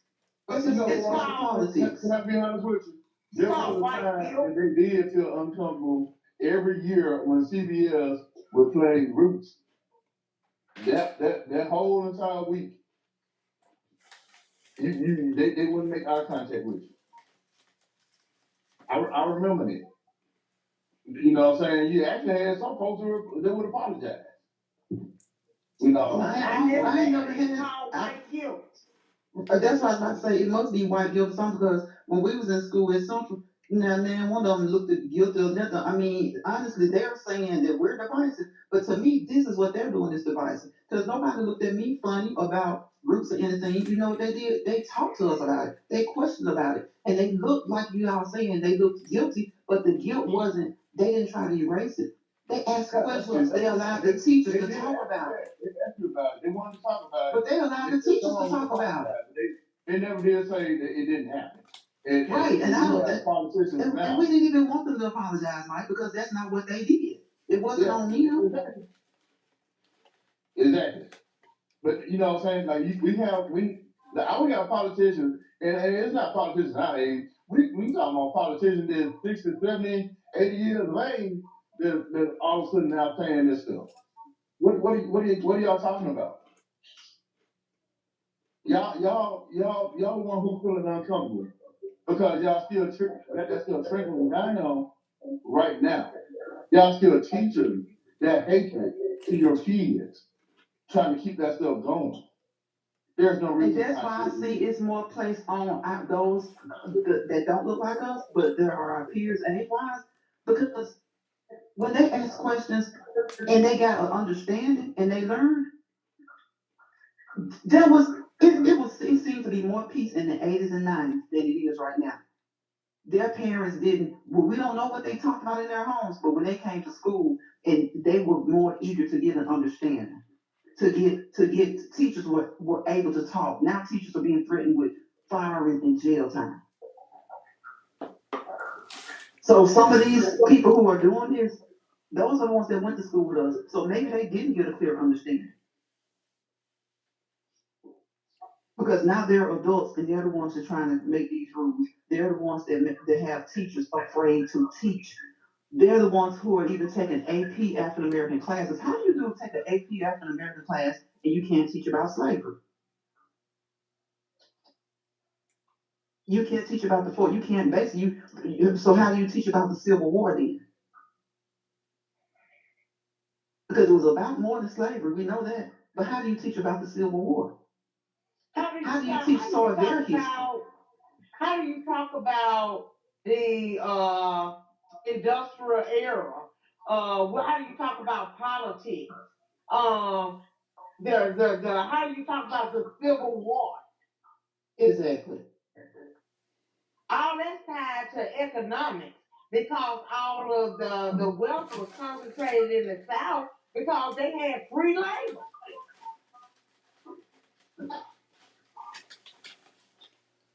You know, the Civil War wasn't about the North taking all over the South. It was about politics, and what they had to do was destroy the economic system in the South. Mm-hmm. So when you talk about So slavery and economics automatically tied together. it ain't like they were concerned about colored people in slavery. It was about the Economics. So you know how do you? But they think that you're so dumb that you don't know this. So And you can't know, teach the how do you economic talk factor without about talking about slavery. Exactly. How do you talk about history and you don't talk about slavery? Is no way you can't talk about the economic factor without talking about slavery. It's all going to be tied into slavery. It's all tied into each other. But that's the part that they don't want. They not one time have they said anything about taking anything out about Native American history. They haven't said anything about that. Oh, definitely not that. Because if that's the case, then just get rid of history class, period. So if they said get rid of history class, period, okay, then fine. Because then you're not teaching ours and you're not teaching yours. Because they both tie together. But you're trying to separate the two. You're trying to water ours down. I had one teacher to tell me she's so sick of talking about the Roman Empire. So instead of talking about Black history during the month of February, they're talking about the Roman Empire.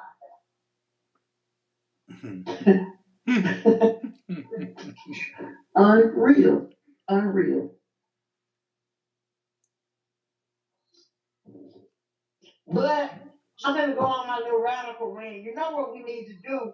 Every Black church needs to become a charter school and we educate our own where we control the curriculum, pull our kids out of public schools, and we have them in charter and private schools, and we teach our own curriculum. Now you're going to create a dynamic where they're going to be like, oh, we're going to miss all those federal dollars. Mm-hmm. We got to find a way to get all these kids, these Black kids, to come back to public school. Mm-hmm.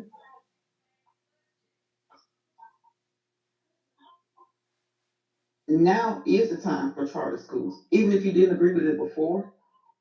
It is exactly the time. We have all this talent in the Black community. We have exceptional teachers.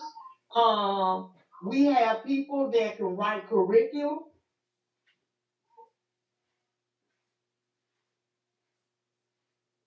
So it would be easy. And some teachers are not going to stand for it. So there already a shortage of teachers. So there'll definitely be a place for teachers if they decided to go that route. Because some of these teachers just aren't going to go for it. Those who are, they need their jobs. They had no idea they would encounter something like this. And Veronica, I think when Mike was trying to make sure that he didn't bring up the school, right? Mm-hmm. I think, we were trying to be respectful and protect those people that work in those schools. Mm-hmm. I thought it was very interesting when, the name was just blotted out like that. That to me, that doesn't sit right in my spirit. Unreal. It was just unreal. Like conversations were had that people weren't privy to. So it's just unreal.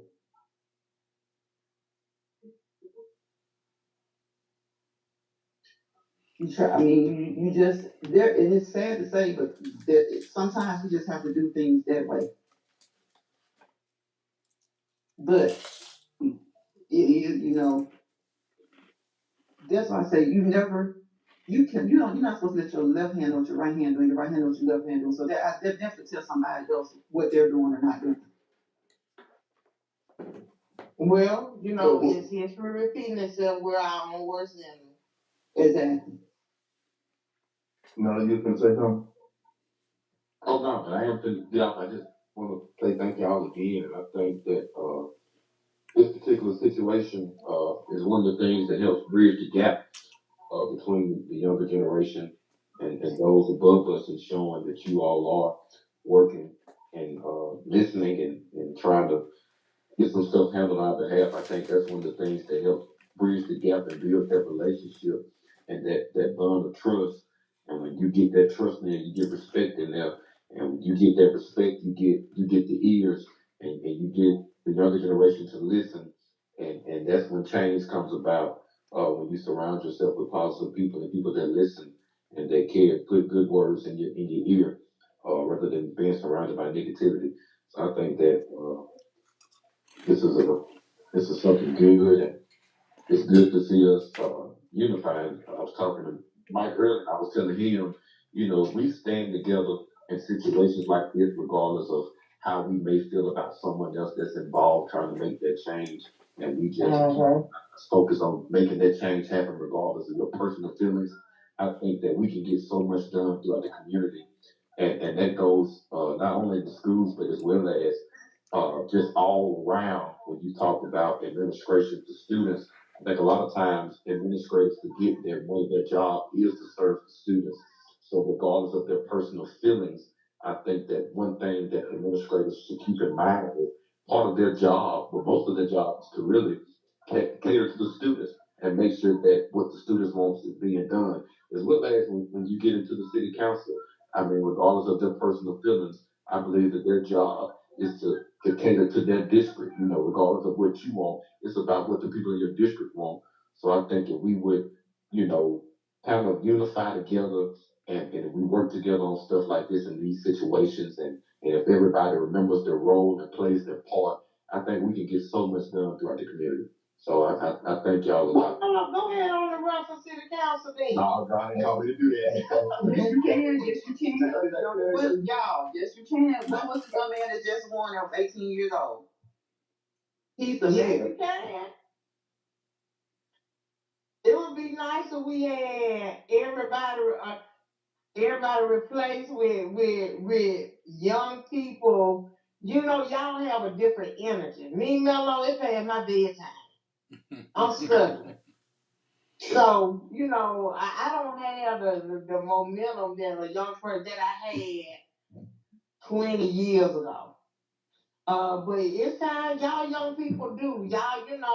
Y'all smart, y'all innovative, y'all eager to learn, you eager to see change and get it done and unify. That's exactly what we need. So, Mello for city council. Well, you heard it here first. it is 10 o'clock. Dale, you want to go on or? Man, I dozed off like certain people that be on the phone with us sometimes, but Coincide.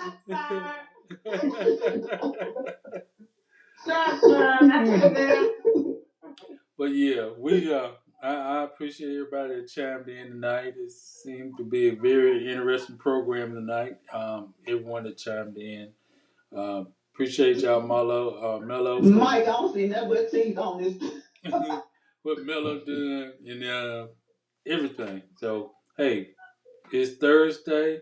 There's a big weekend coming up, so everybody be safe, be careful out there, enjoy your weekend, and we'll see you on Tuesday.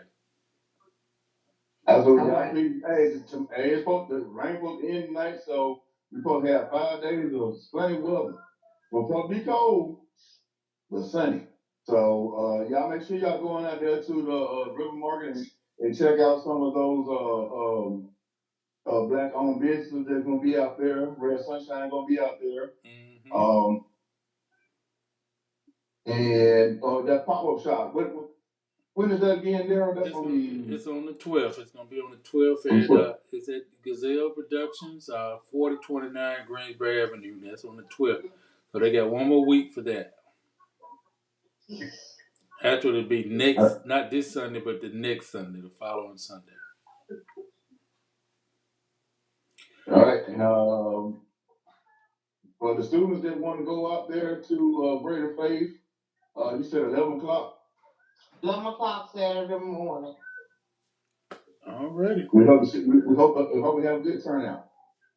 We know if wherever one or two gather,